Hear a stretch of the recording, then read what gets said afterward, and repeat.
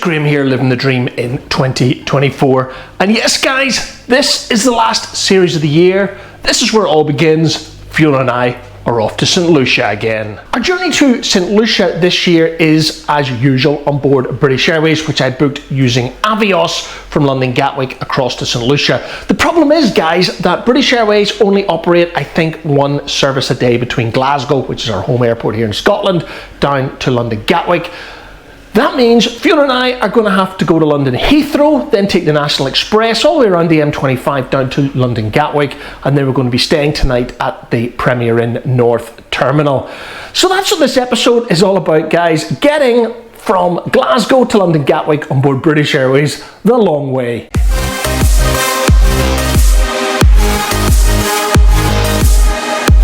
Hi, I'm Graham, and this is my wife Fiona, and we have always had a work hard, play hard philosophy. From London to New York, and of course the Caribbean, we live our dream through travel. And of course, the odd cocktail. And here on YouTube, we create our memories while living our dream. So come and join us as we share our memories with you.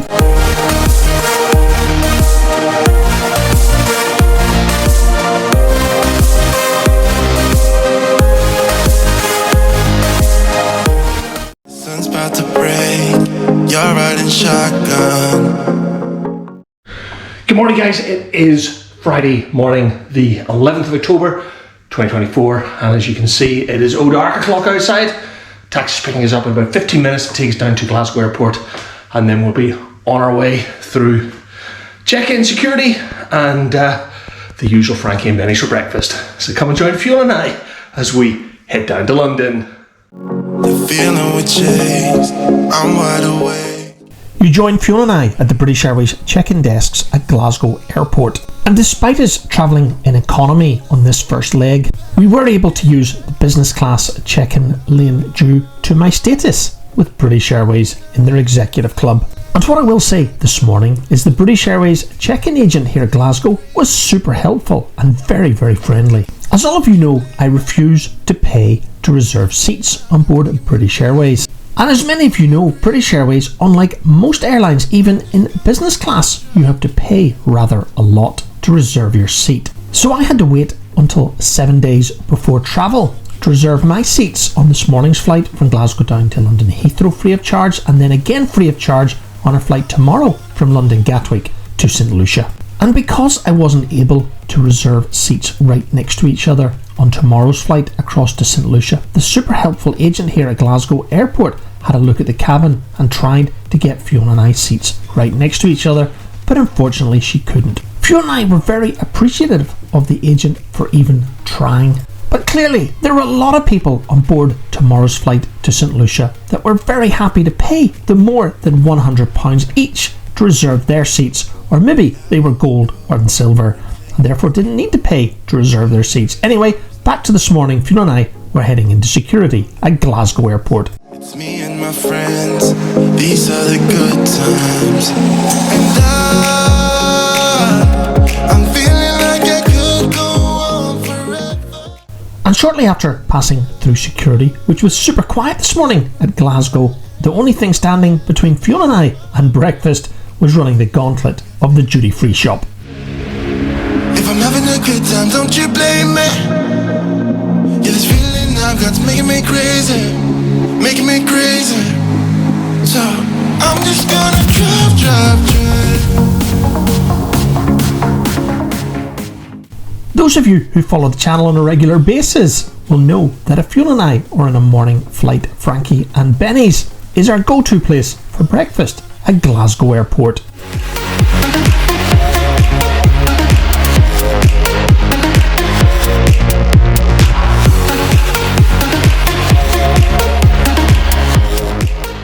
And yeah, I know, guys, there's probably no point Fiona and I ever looking at the menus because we always know what we want because we get the same thing.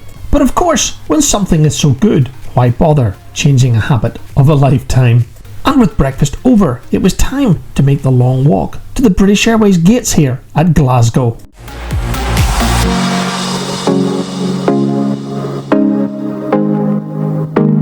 I'm just gonna drive.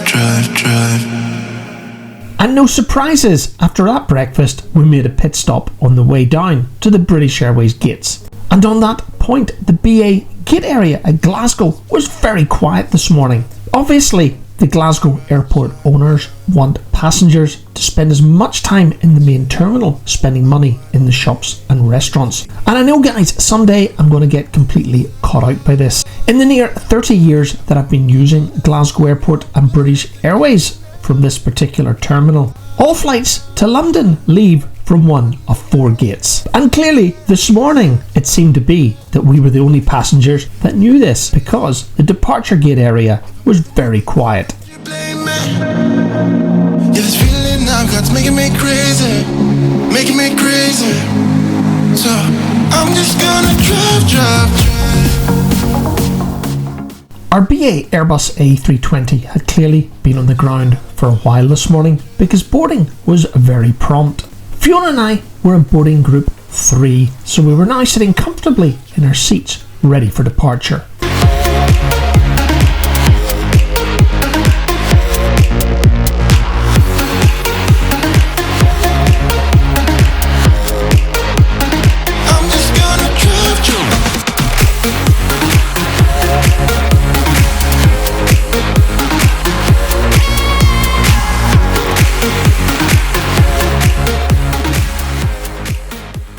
Those of you who know Glasgow Airport, passing the control tower, you will know that we're heading towards runway 23, the southwesterly runway here at Glasgow. The road never ends, it's me and my friends, these are the good times. And I'm feeling like I could.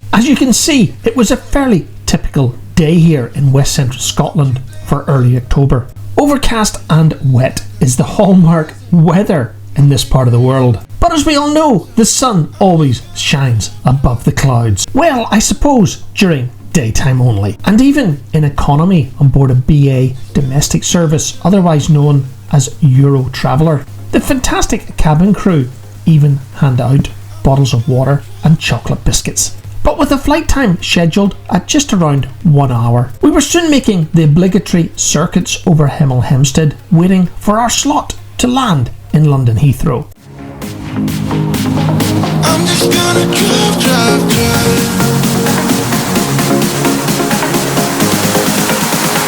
I'm just gonna drive.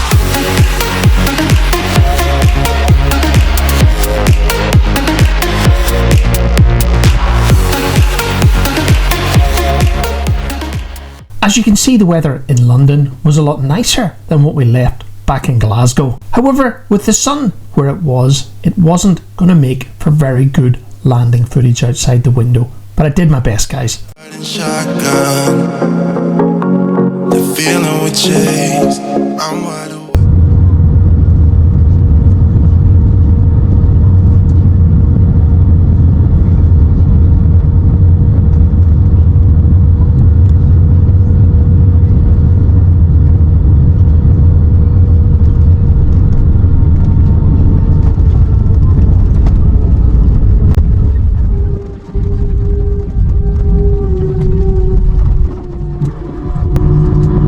Welcome to London Heathrow Terminal 5.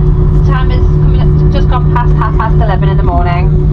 Please remain seated, your seatbelt securely fastened until the fasten seatbelt signs have been switched off. When it's safe to do so, please take care when opening overhead lockers, as items may have moved and could fall out and cause injury. You may now make and receive calls as well as use all your data services on your handheld electronic devices. Before you leave us today, please check that you have all your personal belongings with you, including anything you may have placed in your seat area during the flight. If you're journey heading to Heathrow, please follow the yellow signs for arrivals. And if you're connecting onto another flight from Heathrow today, please check the information screens for your departing gate number. If this is not yet displayed, please follow the purple signs for flight connections. If you require any assistance here today at Heathrow, please speak to our colleagues who will be happy to help.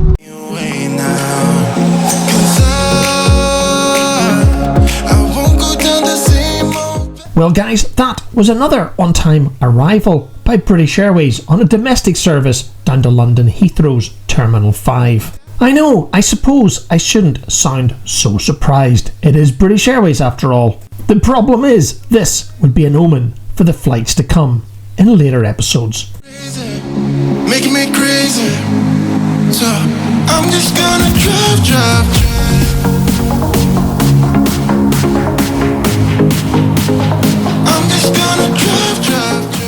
Because we weren't transferring flights here at Heathrow's Terminal 5, we were heading to Gatwick. That meant we had to go to baggage reclaim and pick up our bags. And for those of you who have arrived here at London Heathrow's Terminal 5, you will know that is a very painful process. Because more than likely you will spend as much time here at baggage reclaim as you did sitting on your flight from Glasgow all the way down to London.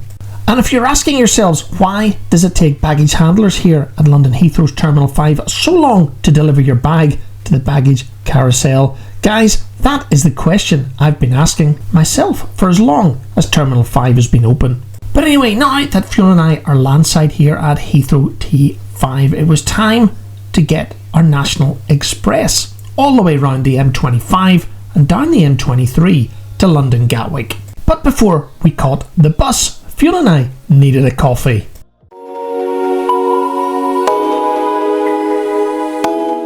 I think from memory, Fiona had suggested, because it was her birthday month, October, Costa Coffee were doing a special deal for her. But while we were sitting here at Costa in the T5 arrival hall, we were trying to work out where our National Express coach service started from. And guys, what I will say is the National Express app is completely useless. Honestly, I don't think I've come across a worse designed app in my life so far. So not knowing exactly where to go to catch our bus to London Gatwick, Fiona and I decided to play it safe and head out of the terminal a little bit early in the direction of where we thought the bus pickup zone was. But in the end, when we arrived where the buses were all lining up, there was a pretty good sign explaining where our bus to Gatwick departed from. As we headed in the general direction of the zone that the sign was pointing us to, we saw a National Express bus that was going to London Gatwick about 15 to 20 minutes before ours was scheduled to. And luckily, due to my distrust of British Airways getting us down to London Heathrow on time, I'd booked flexible tickets for our National Express service around Gatwick. So the incredibly friendly bus driver checked our tickets and told us we were good to go on this service, or we could wait to the later service that we were booked on. Our driver then loaded our cases into the hold of the bus. And it's at this point I should point out that we booked extra cases on this journey to and from Heathrow and London Gatwick, and of course back again in a week's time. National Express clearly following the Ryanair principle of charging for every little extra they can. And finding two seats on the right hand side of the coach, Fiona and I were ready for our 45-minute journey around the M25 and down the M23 to London Gatwick's North Terminal. Let's run through the night. We'll keep on going into the sun. We won't be slowing down all night. You're still my favorite queen of the night. My friend, let's drive off again. Let us drive off again. I know guys, we don't look very happy, do we? But I want to be clear, because there was nothing actually wrong with this National Express service. The bus was pretty comfortable. But the problem with bus travel the world over isn't the bus typically itself, the driver, or anything to do with the bus. It tends to be due to other passengers. And on this particular day, a group of young Americans took the decision to watch some live right-wing political satire television with the volume up, causing other passengers to complain, and rightly so. I'm not prepared to comment on the political content the kids were watching. It wasn't just antisocial of them to play their content so loudly. but even more importantly, their content would have been pretty offensive to many people on this side of the pond. Back to our National Express service between Heathrow and Gatwick, we're now approaching Gatwick's North Terminal, where our journey would end. And this is where we got a first sight of our hotel, the Premier Inn, Gatwick North Terminal. But there'll be a little bit more about that later on in this episode.